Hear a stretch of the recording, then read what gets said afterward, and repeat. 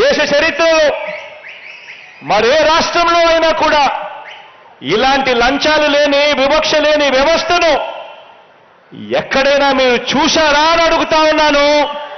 ప్రతి ఇంట్లోనూ వెళ్ళి అడగండి, ప్రతి అక్కచెల్లెమ్మకు చెప్పండి, ప్రతి అన్నదమ్ముడికి చెప్పండి, ప్రతి రైతన్నకు చెప్పండి. ఇలాంటి వాలంటీర్లు ఎక్కడైనా ఉన్నారా? ఇలా లంచము లేని వ్యవస్థను ప్రోత్సహించే ప్రభుత్వాలు దేశంలో ఎక్కడైనా ఉన్నాయా అని చెప్పి అడగండి.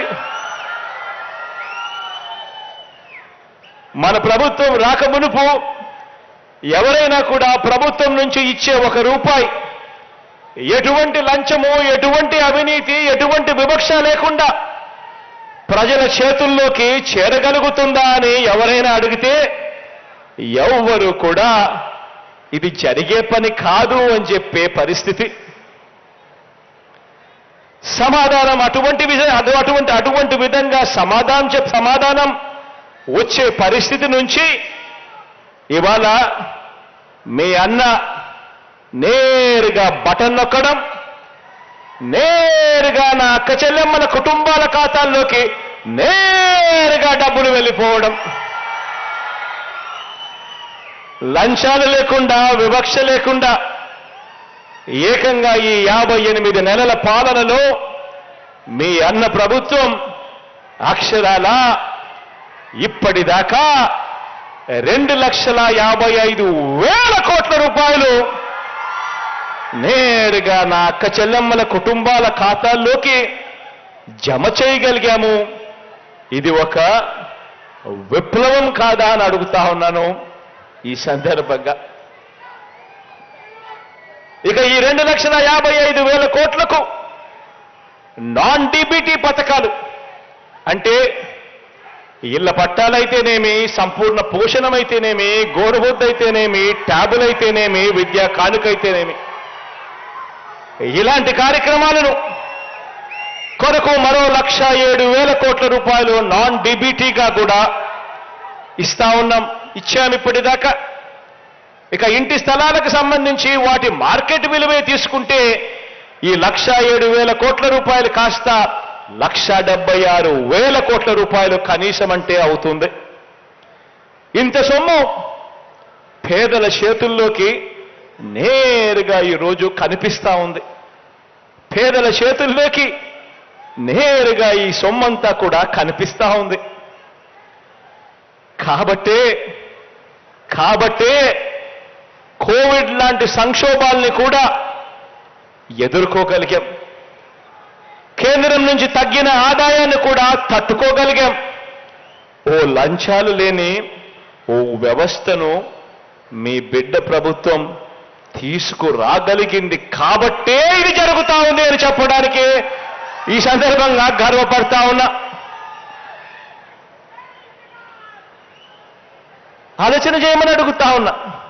ఎందుకనంటే అదే రాష్ట్రం, అదే బడ్జెట్, అప్పులు కూడా తెచ్చింది అప్పటి గ్రోత్ రేట్ కన్నా అప్పుల గ్రోత్ రేట్ మన ప్రభుత్వంలో అప్పుల గ్రోత్ రేట్ తక్కువ.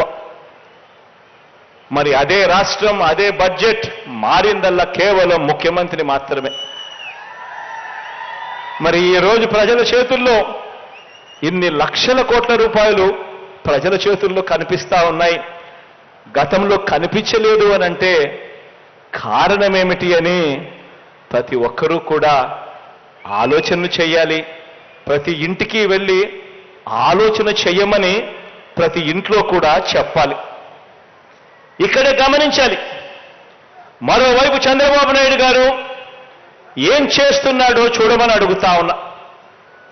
మనమేమో ఎప్పుడూ జరగని విధంగా, ఎప్పుడూ చూడని విధంగా ఎక్కడా కూడా లంచాలు లేని వ్యవస్థను పూర్తిగా తీసేసి రకరకాలుగా కష్టపడుతూ ఎప్పుడూ జరగని విధంగా మనము ప్రతి అక్క చెల్లెమ్మ కుటుంబానికి మంచి జరగాలి అనే తాపత్రయంతో అడుగులు వేస్తూ సంక్షేమ అభివృద్ధి కార్యక్రమాలు మనం చేస్తూ ఉంటే, మరోవైపున చంద్రబాబు నాయుడు గారు ఏం చేస్తున్నాడో చూడండి. హైదరాబాదులో ఇంట్లో కూర్చుంటాడు, కాలు బయట పెట్టకుండా వేరే రాష్ట్రాల్లో ఇచ్చిన వాళ్ళ ఎన్నికలప్పుడు ఇచ్చిన మేనిఫెస్టోలన్నీ తెప్పించుకుంటాడు. ఏ హామీలు అక్కడ బాగా పనిచేశాయి, ఏ పార్టీలు ఏ హామీలు ఇచ్చాయి అని చెప్పి వాళ్ళ హామీలన్నీ తీసుకుని ఒక కిచిడీ చేసి ఒక మేనిఫెస్టో రూపంలో తీసుకొస్తాడు. మన మేనిఫెస్టో ప్రజల కష్టాల నుంచి, ప్రజల కష్టాలను చూసి వారి కష్టాల నుంచి మన మేనిఫెస్టో పుట్టింది. వారి కష్టాలకు ఓ సమాధానం వెతుకుతూ మన మేనిఫెస్టో పుట్టింది. కానీ చంద్రబాబు నాయుడు గారి మేనిఫెస్టో హైదరాబాదులో పుట్టింది. వేరే రాష్ట్రాల్లో ఏమేం జరుగుతా ఉన్నాయి, ఏం ఎన్నికలు జరుగుతా ఉన్నాయి, ఆ పార్టీలు ఏం చెప్పాయి, ఏది బాగుంది అని చెప్పి కిచిడీ చేసి వాళ్ళ హామీలన్నీ కలిపి ఒక మేనిఫెస్టో రూపకంలో తీసుకొచ్చాడు.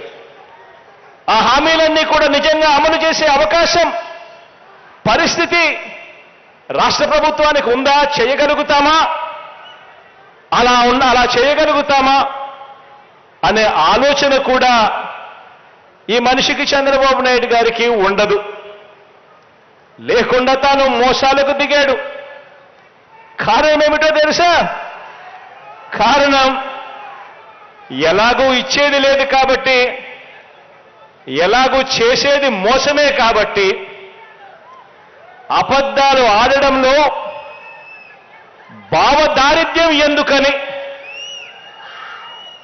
చేసేవానికైతే ఇది చెయ్యాలి, మాట చెప్తా ఉన్నాం, చెయ్యకపోతే ఎలాగా, క్రెడిబిలిటీ పోతుంది, విశ్వసనీయత పోతుంది అని ఆలోచన చేస్తాం. కానీ చంద్రబాబు నాయుడు గారు మాత్రం ఆయన జీవిత చరిత్ర చూస్తే ఎలాగూ ఇచ్చేది లేదు కాబట్టి, ఎలాగూ చేసేది మోసమే కాబట్టి అబద్ధాలు ఆడడంలో భావదారిద్ర్యం ఎందుకని, నమ్మినవాడు మునుగుతాడు, నమ్మించిన వాడు దోచుకోగలుగుతాడు అన్న ఫిలాసఫీతో చంద్రబాబు నాయుడు గారు అడుగులు పడతా ఉన్నాయి. ఆలోచన చేయమని అడుగుతా ఉన్నా.